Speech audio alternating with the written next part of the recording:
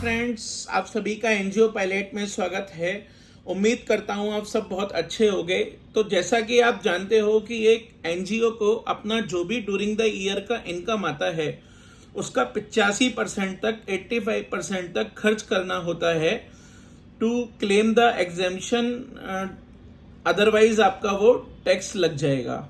तो उसको अगर आप किसी वजह से अपनी व्यस्त हैं, किसी चीज में अटके हुए हैं, कोई और आपकी प्रायोरिटी है और आप खर्च नहीं कर पा रहे, तो आपका आमतौर पर एक क्वेश्चन रहता है कि क्या हम एक दूसरी ऑर्गेनाइजेशन को, दूसरी एनजीओ को डोनेशन दे सकते हैं। तो बेसिकली आप एक दूसरी ऑर्गेनाइजेशन को डोनेशन तो दे सकते हो, बट उस डोनेशन में आपको कुछ चीजें ध्यान रखनी जरूरी हैं। तो अगर आप उसको डोनेशन दे रहे हो तो सबसे पहले ये देख लें कि जो सामने वाली ऑर्गेनाइजेशन है उसके ऑब्जेक्ट और आपके ऑब्जेक्ट सिमिलर होने चाहिए।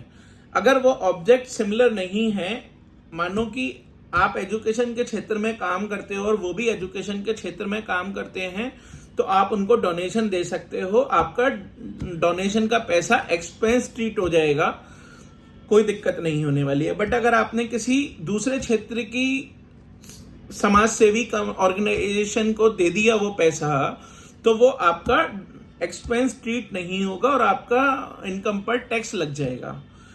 दूसरा, आपको इसमें क्या पॉइंट ध्यान रखना है कि अगर आप एक 12A रजिस्टर्ड संस्थान हो, 12A रजिस्टर्ड कंपनी ऑर्गेनाइजेशन हो, तो आपको 12A रजिस्टर्ड ही ऑर्गेनाइजेशन को देना है, किसी अनरजिस्टर्ड ऑर्गेनाइजेशन को नहीं देना है।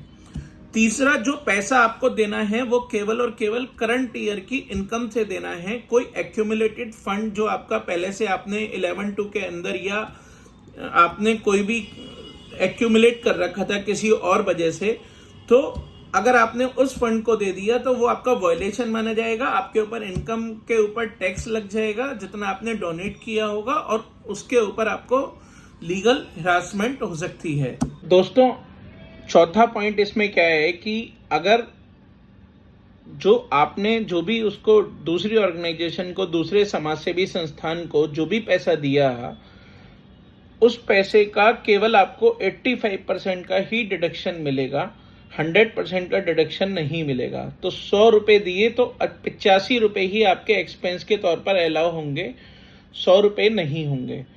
तो जब आप किसी को डोनेशन देना हो, आपको जब आपका ऐसा विचार बने, तो आप अपनी ये इवैल्यूएशन जरूर कर लें कि जो आपको 85% का टोटल इनकम पर अपना क्लॉज को पूरा करना होता है ड्यूरिंग द ईयर का, वो आपको पूरा हो रहा है या नहीं हो रहा है।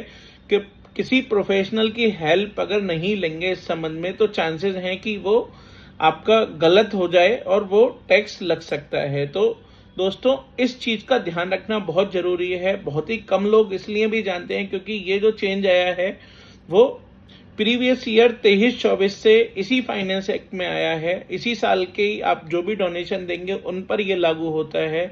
तो इस पॉइंट का ध्यान में रखना आपके लिए बहुत ज्यादा जरूरी है। इस संबंध में आपकी कोई क्वेरी हो, आपका कोई क्वेश्चन हो, तो आप कमेंट बॉक्स में कमेंट कर सकते हैं। आप SMS, ईमेल से पूछ सकते हैं। आप हमारे चैनल को सब्सक्राइब कीजिए फॉर एनजीओज वीडियो के लिए। धन्यवाद।